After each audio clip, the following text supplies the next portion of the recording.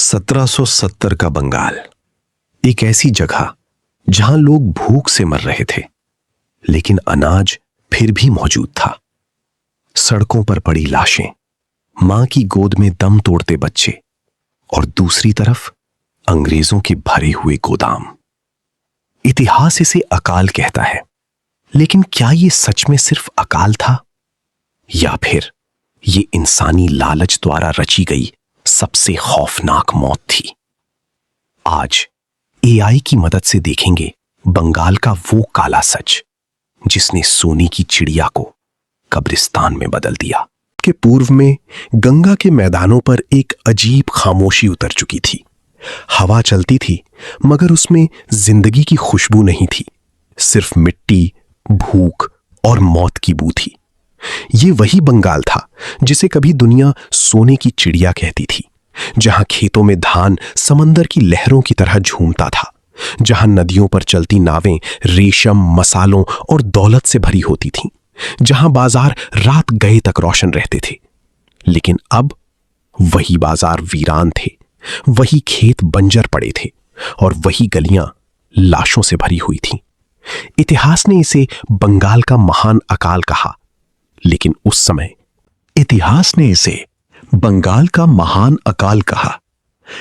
उस समय लोग इसे कयामत कहते थे। सूखी जमीन पर पड़ी दरारें, खाली बर्तन, मां की गोद में सिसकता हुआ बच्चा और आसमान जो लगातार खामोश था। लेकिन इस कहानी का सबसे भयावह हिस्सा अभी बाकी था। यह अकाल सिर्फ प्रकृति की मार नहीं था, यह इंसानी लालच का वो चेहरा था जिसने पूरे बंगाल को जिंदा दफन कर दिया। कहानी शुरू होती है 1757 से। प्लासी की लड़ाई, एक ऐसी जंग जिसमें सिर्फ एक नवाब नहीं हारा था, बल्कि पूरा भारत धीरे धीरे गुलामी की तरफ धकेल दिया गया था। बारूद की धुंध अभी हवा में मौजूद थी। सिराजुद्दौला की हार के बाद मीर जाफर तख्त पर बैठ चुका था और ईस्ट इंडिया कंपनी अब सिर्फ व्यापार नहीं कर रही थी, अब वो शासन कर रही थी। कंपनी के खजाने सोने और चांदी से भर रहे थे, लेकिन बंगाल के गांव खाली हो रहे थे। उस जमाने में बंगाल दुनिया के सबसे अमीर इलाकों में गिना जाता था। अंग्रेज यात्री लिखते थे कि यहां की जमीन इतनी उपजाऊ थी कि अगर एक दाना बोया जाए तो धरती कई गुना लौटाती थी। लेकिन फिर लालच ने अपना असली चेहरा दिखाया। कंपनी ने किसानों पर भारी टैक्स लगा दिए, इतनी भारी कि किसान अपनी फसल बेचने के बाद भी कर्ज में डूबे रहते थे। एक तरफ खेत सोना उगलते थे, दूसरी तरफ किसानों के घरों में चूल्हे ठंडे पड़े थे। और फिर 1769 में कहा जाता है कुछ अंग्रेज व्यापारियों ने जानबूझकर चावल जमा कर लिया था ताकि कीमतें और बढ़ सकें। भूख उनके लिए एक कारोबार बन चुकी थी। और फिर बंगाल पर मौत उतर आई।